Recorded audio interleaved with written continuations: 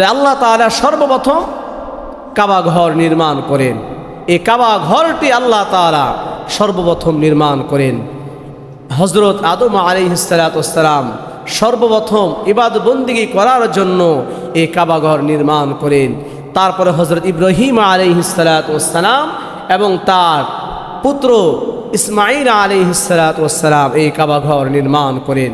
তারপরে দীর্ঘ সময় যাওয়ার পরে আল্লাহ নবী করিম সাল্লাল্লাহু আলাইহি ওয়াসাল্লাম এটা পরিপূর্ণভাবে প্রতিষ্ঠিত করেন। এই কাবা ঘরের মধ্যে রয়েছে ঝমঝমের কূপের ঘটনা রয়েছে।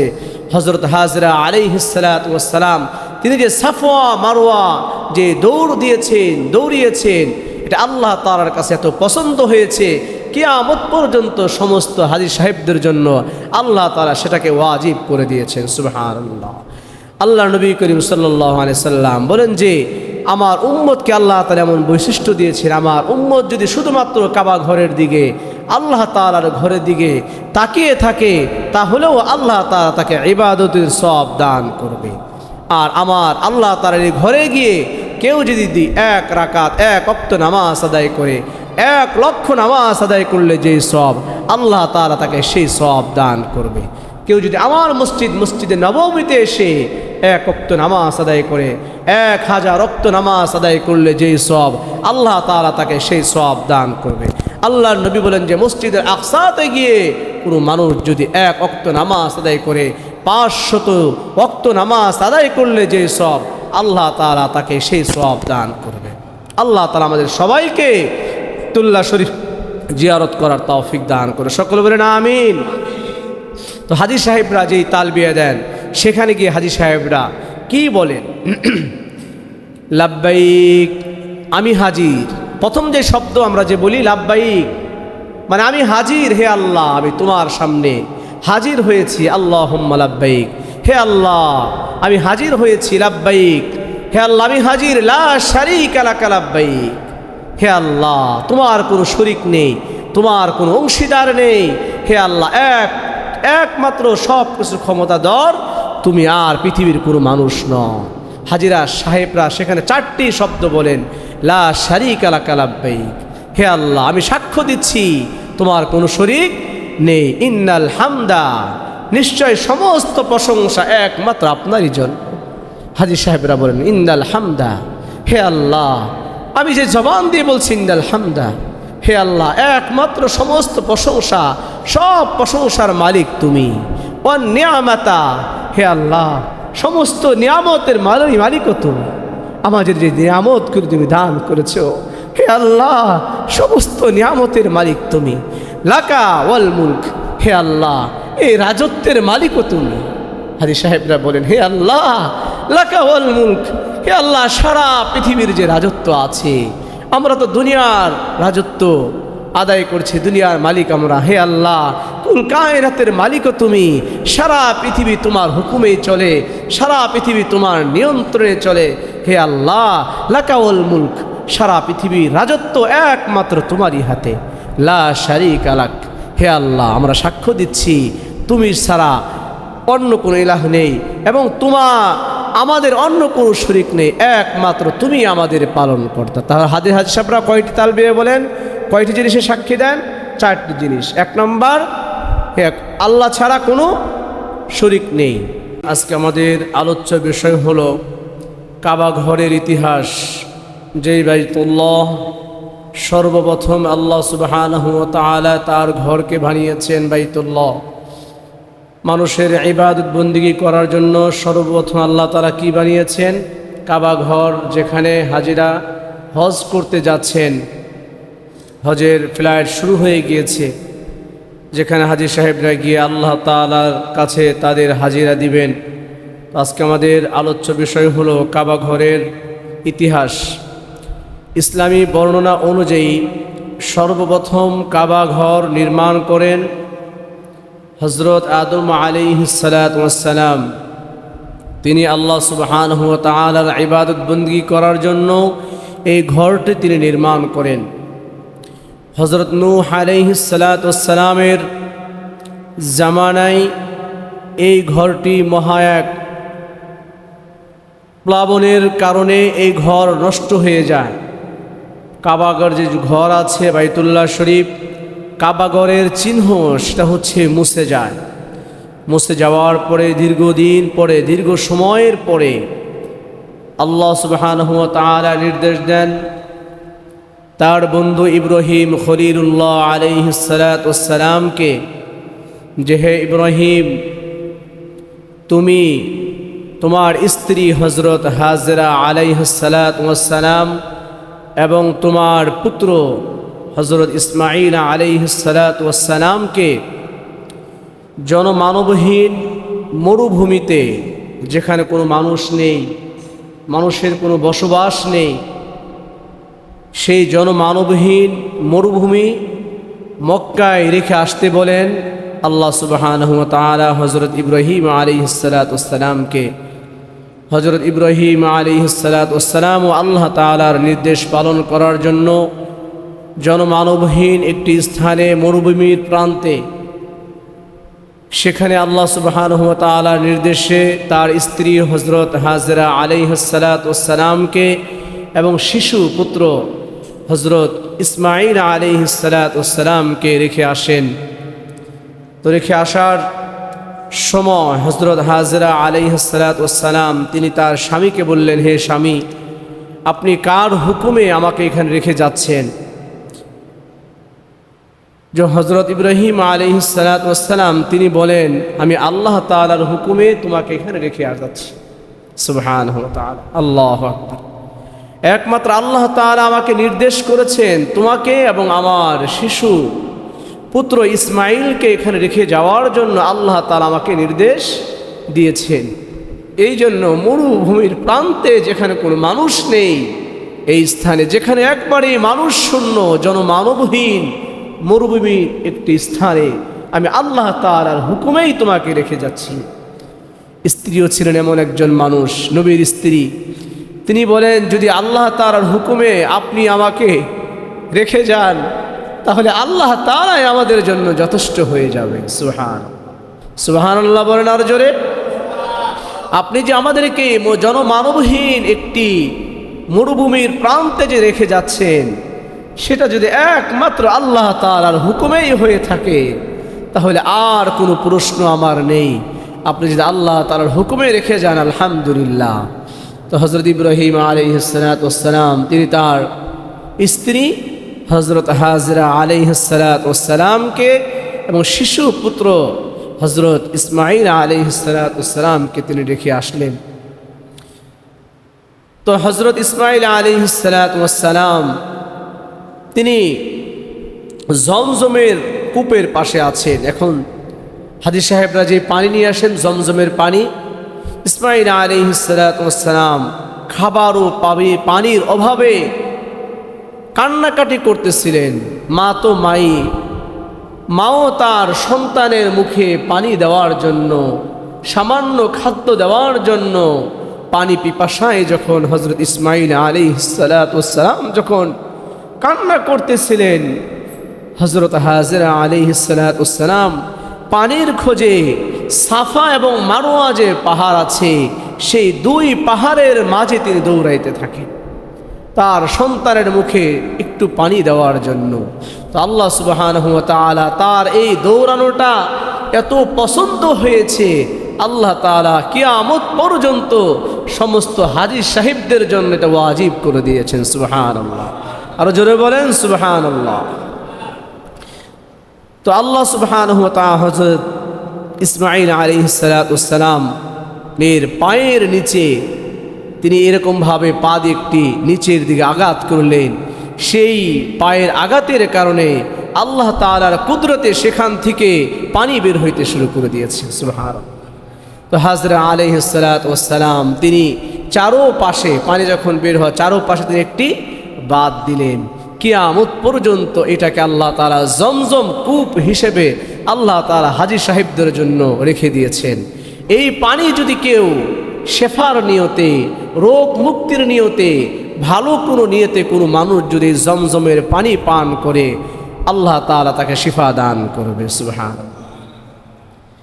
তো কাবাঘর এইভাবে দীর্ঘ সময়ের পরে কাবাঘর বাবা এবং ছেলে বাবা হজরত ইব্রাহিম আলাইহিসসালাম এবং তার পুত্র হজরত ইসমাঈল আলাইহিসসালাম এই দুইজনে মিলে তারা কাবা ঘরটাকে নির্মাণ শুরু করে দিলেন। পৃথিবীর প্রথম ইবাদতের ঘর, সেই ঘরের নাম কি? কাবা ঘর, বাইতুল্লাহ, মসজিদুল হারাম।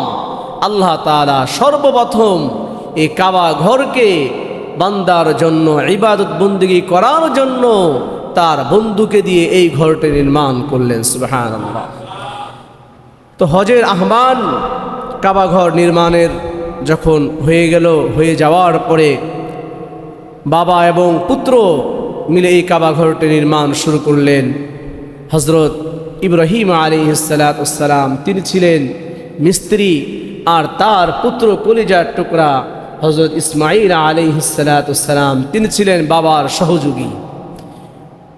তো তিনি যেই পাথরের উপর দাঁড়িয়ে এই কাবা ঘরটি বানিয়েছেন, সেই পাথরটি ছিল জান্নাত একটি পাথর। সুবহানাল্লাহ, আরো জোরে বলেন সুবহানাল্লাহ। সেই পাথরটা লিফটের মতো ইব্রাহিম আলাইহিসসালামের যখন একটু উপরে যাওয়ার প্রয়োজন, এই পাথরটা আল্লাহ তাআলার কুদরতে এই পাথরটা উপরে চলে যেত। আবার যখন নিচে নামার প্রয়োজন, সেই হাজরে আসওয়াদ যে পাথরটা আছে, সেই পাথরটা আমাদের নবী হজরত আদম আলাইহিসসালাম তিনি জান্নাত থেকে নিয়ে এসেছিলেন। সুবহানাল্লাহ। হজরত আদম আলাইহিসসালাম তিনি যখন জান্নাত থেকে দুনিয়াতে আসেন, তিনি দুইটি জিনিস নিয়ে আসেন। একটি জিনিস হলো এই যে হাজী সাহেবরা যে হাজরে আসওয়াদ নামক যে পাথরটিকে চুম্বন করে, সেই পাথরটা তিনি জান্নাত থেকে নিয়ে আসেন। আরেকটি জিনিস নিয়ে আসেন তিনি মুসা কালিমুল্লাহর লাঠি যে ছিল, যেই লাঠি দিয়ে নীল নদকে তিনি আঘাত করেছেন, সেই নীল নদের পানিকে আল্লাহ তাআলা 12টা গোত্রের জন্য 12টা রাস্তায় রূপান্তরিত করেছেন। সেই লাঠিটা হযরত আদম আলাইহিসসালাম তিনি জান্নাত থেকে নিয়ে আসেন। তো এই পাথরটার মুজিজা ছিল, এটা হচ্ছে জান্নাতের একটি পাথর। এই পাথরটা দিয়ে যখন বাপ এবং পুত্র যখন কাজ শুরু করে দিয়েছে, অটোমেটিকভাবে আল্লাহ তাআলার কুদরতে সেই পাথরটা যখন উপরে যাওয়ার দরকার সেটা উপরে যেত, আবার যখন নিচে নামার দরকার সেটা অটোমেটিকভাবে লিফটের মতো সেটা হচ্ছে নিচে নেমে যেত। সুবহানাল্লাহ। বর্তমান যে লিফট, এটা কিন্তু তারা সেখান থেকেই শিখেছে।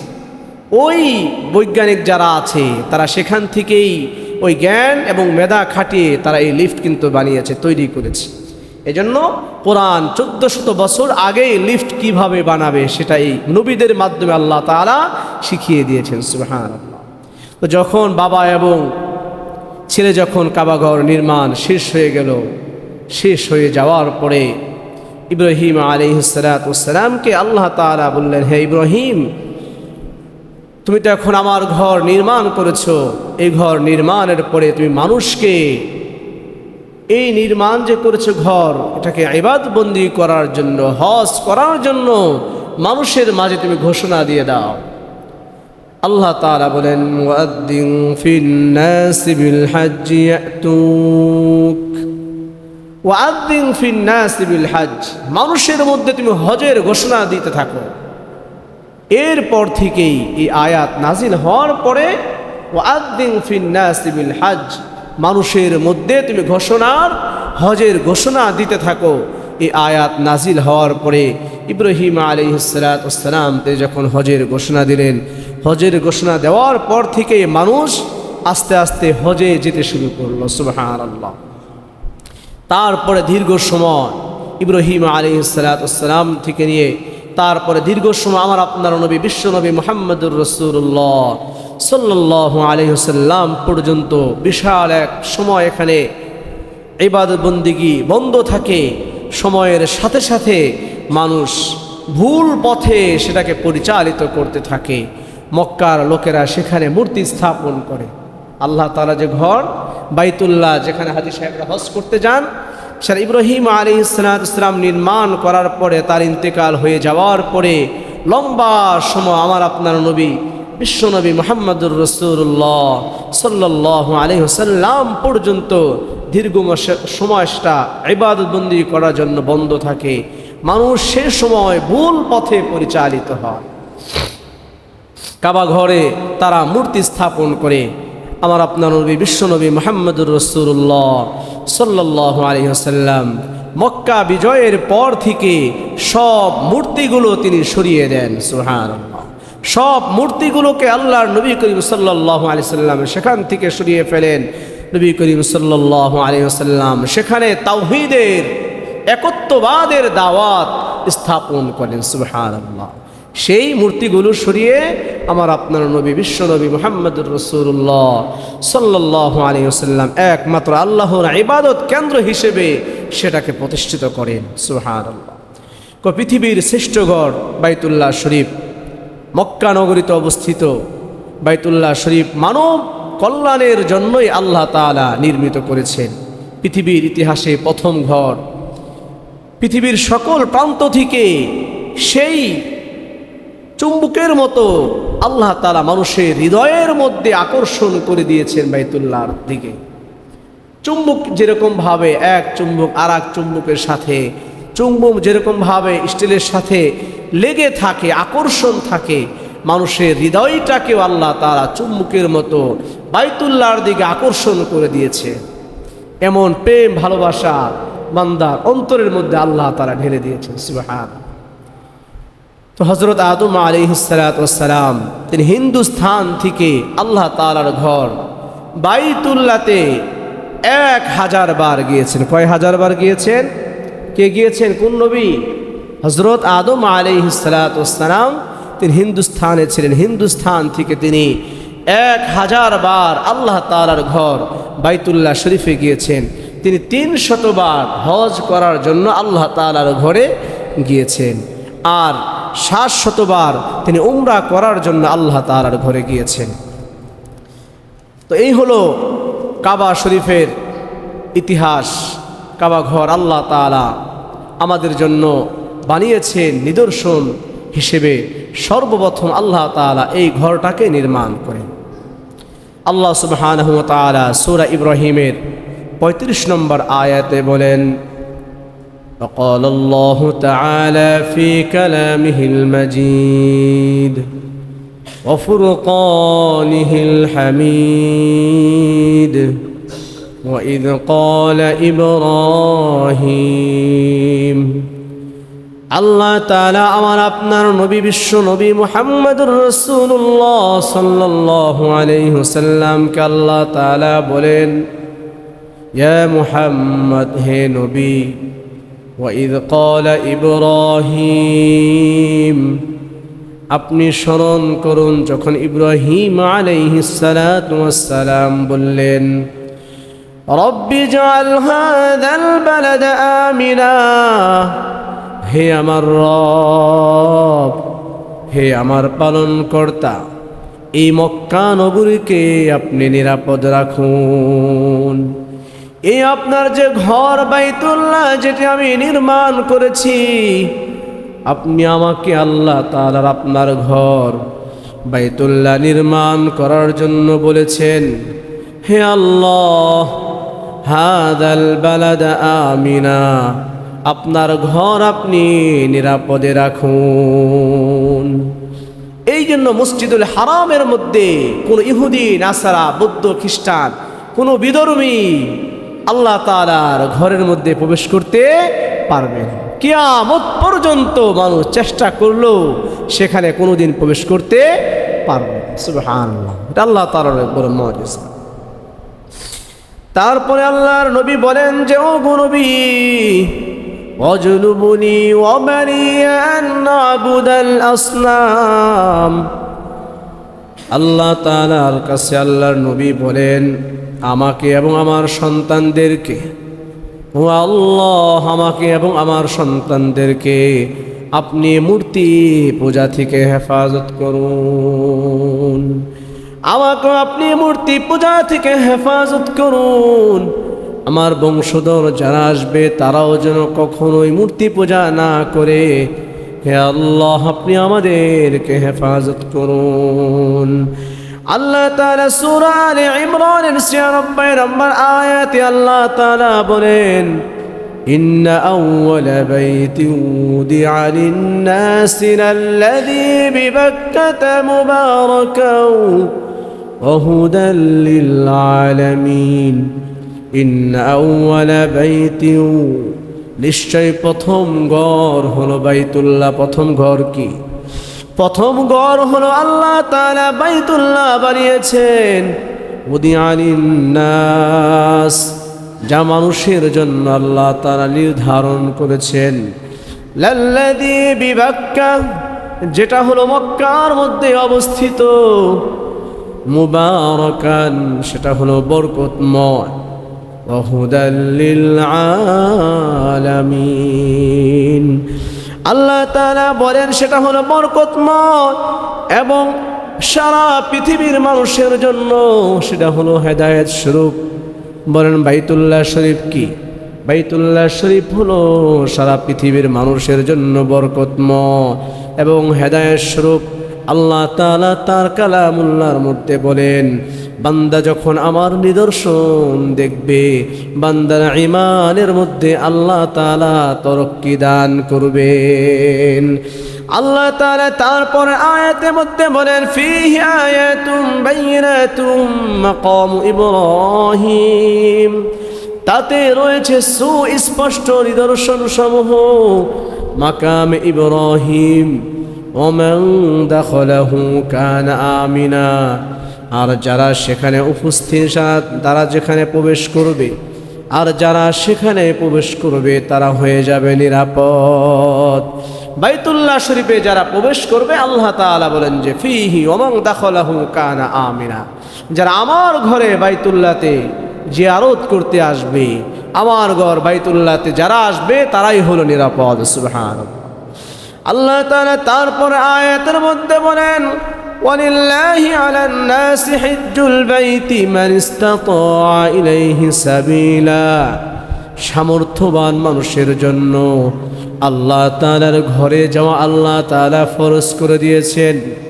যাদেরকে আল্লাহ তাআলা ধন সম্পদ দান করেছেন, যাদেরকে আল্লাহ তাআলা হজ করার মতো সামর্থ্য দিয়েছেন, টাকা পয়সা যাদেরকে আল্লাহ তাআলা দান করেছেন, মান ইসতাতা ইলাইহি সাবিলা, আল্লাহ তাআলা বলেন যাদেরকে আমি টাকা পয়সা ধন দৌলত যাদেরকে আমি দান করেছি, তাদের উপর আমি হজকে ফরজ করেছি। আর যারা হজ আদায় করবে তাদের জিন্দেগির সব গুনাহগুলো আমি মাফ করে দিব। যারা হজ আদায় করবে, আমার ঘরে এসে যারা আমারকে স্মরণ করবে, নিষ্পাপ শিশুর মতো তারা হয়ে যাবে। নিষ্পাপ শিশুর যেরকম ভাবে কোনো গুনাহ থাকে না, তারা নিষ্পাপ মাসুম থাকে। আল্লাহ তাআলা বলেন, কোনো মানুষ যখন, কোনো বান্দা যখন আমার ঘরে এসে লাব্বাইক আল্লাহুম্মা লাব্বাইক বলবে, আমি বান্দাকে নিষ্পাপ বানিয়ে দিব। সুবহানাল্লাহ বলেন আরো জোরে। বাইতুল্লাহর দিকে তাকানো একটা ইবাদত। আল্লাহ তাআলার যে ঘর বাইতুল্লাহ আছে না, বাইতুল্লাহর দিকে কোনো মানুষ যদি তাকিয়ে থাকে, তাকানোটাও ইবাদতের মধ্যে শামিল হয়ে যাবে। বিশিষ্ট তাবিঈ হযরত আতা রহমতুল্লাহ আলাইহি তিনি বলেন, আন নাযরু ইলাল বাইতি ইবাদাতুন, কোনো মানুষ যদি শুধুমাত্র নেক নিয়তে ভালোবাসার দৃষ্টিতে কাবা ঘরের দিকে তাকিয়ে থাকে, যারা যেতে পারেন নাই তারা যখন ছবিতে অন্য কোনো মাধ্যমে যখন কাবা ঘরটা দেখবেন, কাবা ঘর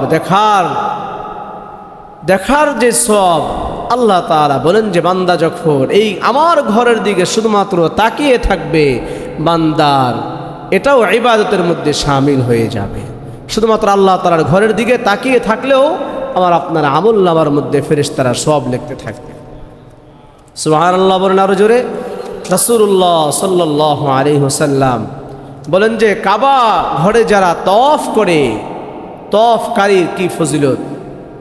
রাসূলুল্লাহ সাল্লাল্লাহু আলাইহি ওয়াসাল্লাম সুনানে ইবনে মাজার 2956 নম্বর হাদিসে রাসূলুল্লাহ সাল্লাল্লাহু আলাইহি ওয়াসাল্লাম বলেন, মান তাফা বিল বাইত, আমার কোনো উম্মত যদি আল্লাহ তাআলার ঘর বাইতুল্লাহ সেটা শুধুমাত্র তাওয়াফ করে, শুধুমাত্র তাওয়াফ করে বান্দার আমলনামার মধ্যে আল্লাহ তাআলা অনেক গুণ সওয়াব লিখে দেন। রাসূলুল্লাহ সাল্লাল্লাহু আলাইহি ওয়াসাল্লাম বলেন, মান তাফা বিল বাইত, আমার কোনো বান্দা যদি আল্লাহ তাআলার ঘর বাইতুল্লাহ শরীফ তাওয়াফ করে, ওয়া সাল্লা রাকাতাইনি, আর সেখানে গিয়ে 2 রাকাত নামাজ আদায় করে, বাইতুল্লাহ শরীফে গিয়ে 2 রাকাত নামাজ আদায় করে, কানা কাইতি রাকাবাতিহি, আল্লাহ নবী করিম সাল্লাল্লাহু আলাইহি ওয়াসাল্লাম বলেন, তার একটি গোলাম আজাদ করলে যে সওয়াব আল্লাহ তাআলা তার আমলনামার মধ্যে সেই সওয়াব দান করবে। রাসূলুল্লাহ সাল্লাল্লাহু আলাইহি ওয়াসাল্লাম বলেন, ইউনজিলুল্লাহু আযজা ওয়া জাল্লা আলা হাযাল বাইতি কুল্লা ইয়াউমিন ওয়া লাইলাতিন 20 ওয়া 100 রাহমাতান। নবী করিম সাল্লাল্লাহু আলাইহি ওয়াসাল্লাম বলেন, আল্লাহ তাআলার যে ঘর আছে বাইতুল্লাহ, সেটার উপর আল্লাহ তাআলা প্রতিদিন 120টি রহমত নাজিল করেন। কয়টি রহমত? আল্লাহ তাআলার যে ঘর আছে বাইতুল্লাহ, আল্লাহর নবী বলেন যে এই বাইতুল্লাহর উপরে প্রতিদিন আল্লাহ তাআলা 120টি রহমত নাজিল করেন। সুবহানাল্লাহ, আরো জোরে বলেন সুবহানাল্লাহ। কয়টি রহমত?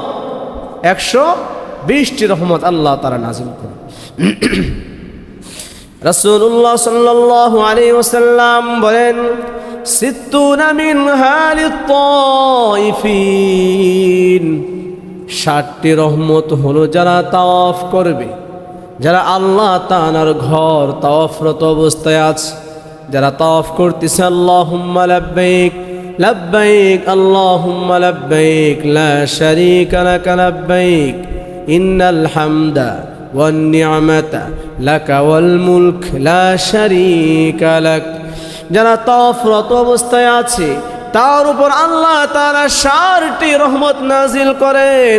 আল্লাহর নবী বলেন, আরবাউনা লিল মুসাল্লিন, সেখানে যারা নামাজকারী, সেখানে যারা নামাজ আদায় করতেছে তাদের উপর আল্লাহ তাআলা 40টি রহমত নাজিল করেন। রাসূলুল্লাহ সাল্লাল্লাহু আলাইহি ওয়াসাল্লাম বলেন, ওয়া 20 লিন-নাযিরিন, যারা তাওয়াফ করে না কিংবা নামাজও পড়ে না, শুধুমাত্র দৃষ্টি রাখে অবলোকনকারীদেরকে আল্লাহ তাআলা তাদের উপর 20টি রহমত নাজিল করেন। রাসূলুল্লাহ সাল্লাল্লাহু আলাইহি ওয়াসাল্লাম বলেন, আল্লাহ তাআলার যে ঘর আছে বাইতুল্লাহ, সেই বাইতুল্লাহ ঘরের উপর আল্লাহ তাআলা প্রতিদিন 120টি রহমত নাজিল করেন। 1 নম্বর হলো 60টি রহমত আল্লাহ তাআলা তাদের উপর নাজিল করেন যারা সব সময় তাওয়াফ করে, তাদের উপর আল্লাহ তাআলা 60টি রহমত নাজিল করেন। এবং যারা সেখানে নামাজরত অবস্থায় আছে, যারা আল্লাহ তাআলার ইবাদত বন্দেগীর মধ্যে আছে, আল্লাহ নবী বলেন যে তাদের উপর আল্লাহ তাআলা 40টি রহমত নাজিল করেন। রাসূলুল্লাহ সাল্লাল্লাহু আলাইহি ওয়াসাল্লাম বলেন, যারা শুধুমাত্র এই আল্লাহ তাআলার ঘর বাইতুল্লাহ এটার দিকে শুধুমাত্র তাকিয়ে থাকবে, শুধুমাত্র দেখবে, মক্কাতে যেতে পারে নাই কিন্তু ঘরে বসে বসে আল্লাহ তাআলার ঘরকে সামনে রেখে একটি ছবিতে তারা যখন দেখবে, তাদেরকে আল্লাহ তাআলা তাদের উপর 20টি রহমত নাজিল করে দিবেন।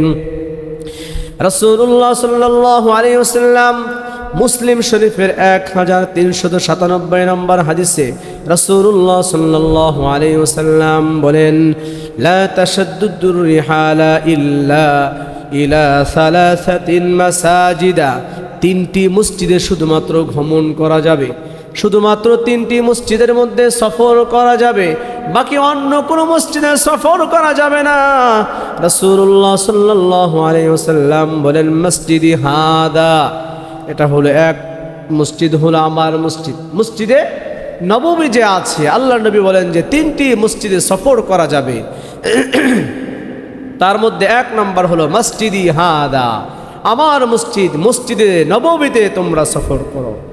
ও মসজিদুল হারাম, 2 নম্বর হলো মসজিদুল হারাম। 3 নম্বর হলো ও মসজিদুল আকসা, মসজিদুল আকসাতে তোমরা সফর করো। তাহলে বাবা কয়টি মসজিদে সফর করা যাবে? 3টি মসজিদে সফর করা যাবে। 1 নম্বর মসজিদে নববীতে সফর করা যাবে। 2 নম্বর হলো মসজিদুল হারাম, বাইতুল্লাহ শরীফে সফর করা যাবে। 3 নম্বর আল্লাহর নবী বলেন যে মসজিদুল আকসাতে তোমরা সফর করো। রাসূলুল্লাহ সাল্লাল্লাহু আলাইহি ওয়াসাল্লাম বলেন, আন আবি দারদা রাদিয়াল্লাহু তাআলা আনহু قال قال رسول الله صلى الله عليه وسلم الصلاة في المسجد الحرام 100,000 صلاة। কোন মানুষ যদি মসজিদে হারামে 1 ওয়াক্ত নামাজ আদায় করে, আল্লাহ তাআলা 1 লক্ষ নামাজ আদায় করলে যে সওয়াব, আল্লাহ তাআলা তার আমলনামার মধ্যে সেই সওয়াব দান করবে। ঘুমাচ্ছেন দেখি সবাই, হাত উঁচু করেন, হাত উঁচু করেন, ঘুমাতে হবে না, হাত উঁচু করেন সবাই। তাহলে মসজিদুল হারামে কোনো মানুষ যদি 1 ওয়াক্ত নামাজ আদায় করে, 1 লক্ষ নামাজ আদায় করলে যে সওয়াব, আল্লাহ তাআলা আমাদেরকে সেই সওয়াব দান করবে। ঠিক আছে না ইনশাআল্লাহ? সবাই যাবেন না ইনশাআল্লাহ আল্লাহ তাআলার ঘরে? সবাই হাত তোলেন, এই যে ঘুমাচ্ছেন সবাই হাত তোলেন সামনের দিকে। আল্লাহ তাআলা আমাদের সবাইকে বাইতুল্লাহ শরীফে যাওয়ার তৌফিক দান করুন। সকলে বলেন আমিন। তাহলে রাসূলুল্লাহ সাল্লাল্লাহু আলাইহি, আমার কোন উম্মত যদি মসজিদুল হারামে আল্লাহ তাআলার যে ঘর আছে বাইতুল্লাহ শরীফ যে আছে, মসজিদুল হারামে গিয়ে 1 ওয়াক্ত নামাজ আদায় করে, 1 লক্ষ নামাজ আদায় করলে যে সওয়াব, আল্লাহ তাআলা তাকে সেই সওয়াব দান করবে। রাসূলুল্লাহ সাল্লাল্লাহু আলাইহি ওয়াসাল্লাম বলেন, ওয়াস-সালাতু ফি মসজিদি বি-আলফি সালাতিন, আর আমার মসজিদে আমার কোনো উম্মত যদি মসজিদে নববীতে এসে 1 ওয়াক্ত নামাজ আদায় করে, 1000 নামাজ আদায়ের সওয়াব আল্লাহ তাআলা তাকে দান করবে। মসজিদ নববীতে কেউ যদি মদিনা শরীফে গিয়ে মসজিদ নববীতে 1 ওয়াক্ত নামাজ আদায় করে, জোহরের নামাজ আদায় করেছে, 1000 নামাজ আদায় করলে যে সওয়াব, আল্লাহ তাআলা তাকে সেই সওয়াব দান করবে। সুবহানাল্লাহ। তারপরে রাসূলুল্লাহ সাল্লাল্লাহু আলাইহি ওয়াসাল্লাম বলেন, ওয়াস-সালাতু ফি বাইতিল মুকদ্দাসি বি-500 সালাতিন, কোন মানুষ যদি মসজিদুল আকসাতে গিয়ে 1 ওয়াক্ত নামাজ আদায় করে, মসজিদুল যে আকসা সে ফিলিস্তিন, সেই ফিলিস্তিনি মসজিদুল আকসাতে গিয়ে কোনো মানুষ যদি 1 ওয়াক্ত নামাজ আদায় করে, 500 নামাজের সওয়াব তার আমলনামায় আল্লাহ তাআলা লিখে দিবেন।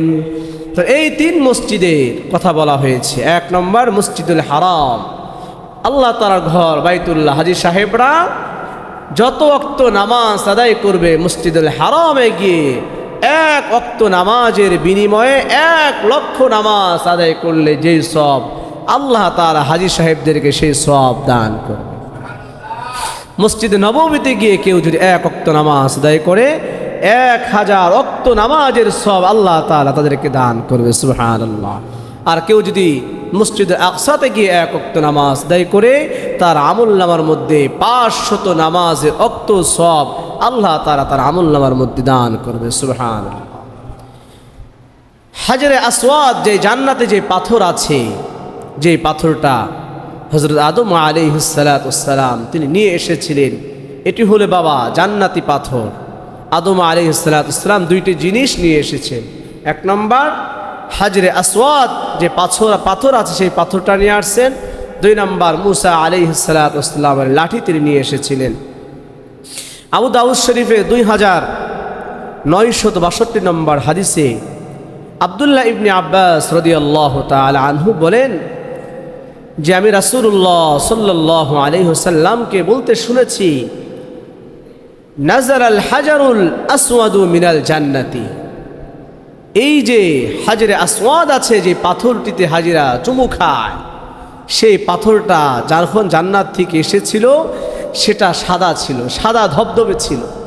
একেবারেই সাদা ফ্রেশ ছিল, মানুষের গুনাহের কারণে সেটা আস্তে আস্তে কালো হয়ে গিয়েছে।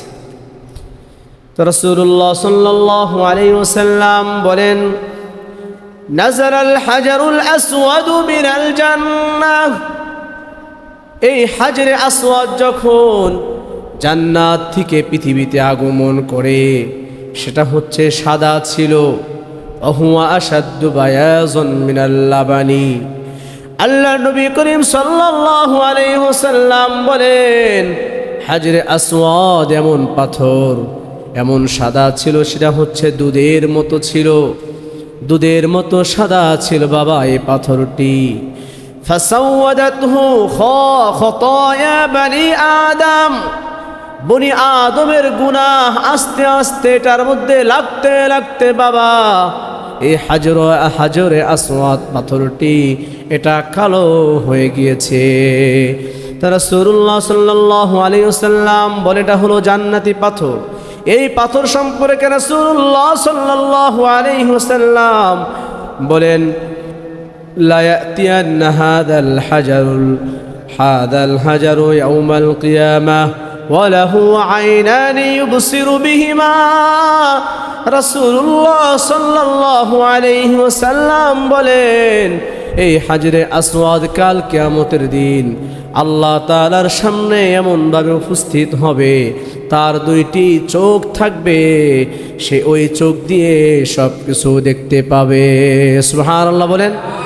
আল্লাহর নবী করিম সাল্লাল্লাহু আলাইহি ওয়াসাল্লাম বলেন, ওয়ালিসানুন ইয়ানতিকু, তার জবান থাকবে। এই হাজরে আসওয়াদ যে পাথর আছে সেই পাথরের জবান থাকবে, সেই জবান দিয়ে আল্লাহ তাআলার সাথে কথা বলবে। রাসূলুল্লাহ সাল্লাল্লাহু আলাইহি ওয়াসাল্লাম বলেন, ইয়াশহাদু আলা মান ইয়াস্তালিমাহু বিহাক্কিন, যারা এই সত্য কথা বলবে, যাদের সৌভাগ্য হবে এই পাথরটিকে চুম্বন করার জন্য, যারা আল্লাহ তাআলার ঘর বাইতুল্লাহ শরীফে যারা জিয়ারত করতে যাবে, জিয়ারত করে যাওয়ার পরে যারা এই পাথরটাকে চুম্বন করবে, কাল কিয়ামতের দিন এই পাথরটা তাদের পক্ষে সাক্ষী দিবে। সুবহানাল্লাহ বলেন আর জোরে। তো এই পাথরের জবানকে আল্লাহ তাআলা খুলে দিবেন, এই পাথরটা আল্লাহ তাআলার সাথে কথা বলবে। পাথর বলবে, হে আল্লাহ, তোমার এই বান্দা তোমার ঘরে এসেছিল, তোমার ঘর বাইতুল্লাহ শরীফ সে জিয়ারত করেছিল, হে আল্লাহ আমি পাথর হয়ে তোমার এই বান্দার পক্ষে সাক্ষী দিচ্ছি, হে আল্লাহ তুমি এই বান্দাকে মাফ করে দাও। সাথে সাথে আল্লাহ তাআলা যারা এই পাথরকে চুম্বন করার, চুমু দেওয়ার সৌভাগ্য যাদের হয়েছে, যারা হাজী সাহেব আছেন আলহামদুলিল্লাহ সুম্মা আলহামদুলিল্লাহ, তাদের সবাইকে আল্লাহ তাআলা মাফ করে দিবেন, সবাইকে আল্লাহ তাআলা জান্নাতুল ফিরদাউস দান। আল্লাহ তাআলা আমাদের সবাইকে এই পাথর চুম্বন করার তৌফিক দান করে, সকলে বলেন আমিন। তো আল্লাহ তাআলা সর্বপ্রথম কাবা ঘর নির্মাণ করেন। এই কাবা ঘরটি আল্লাহ তাআলা সর্বপ্রথম নির্মাণ করেন। হযরত আদম আলাইহিস সালাতু ওয়াস সালাম সর্বপ্রথম ইবাদত বন্দেগী করার জন্য এই কাবা ঘর নির্মাণ করেন। তারপরে হযরত ইব্রাহিম আলাইহিস সালাতু ওয়াস সালাম এবং তার পুত্র ইসমাঈল আলাইহিস সালাতু ওয়াস সালাম এই কাবা ঘর নির্মাণ করেন। তারপরে দীর্ঘ সময় যাওয়ার পরে আল্লাহ নবী করিম সাল্লাল্লাহু আলাইহি ওয়াসাল্লাম এটা পরিপূর্ণভাবে প্রতিষ্ঠিত করেন। এই কাবা ঘরের মধ্যে রয়েছে ঝমঝমের কূপের ঘটনা রয়েছে।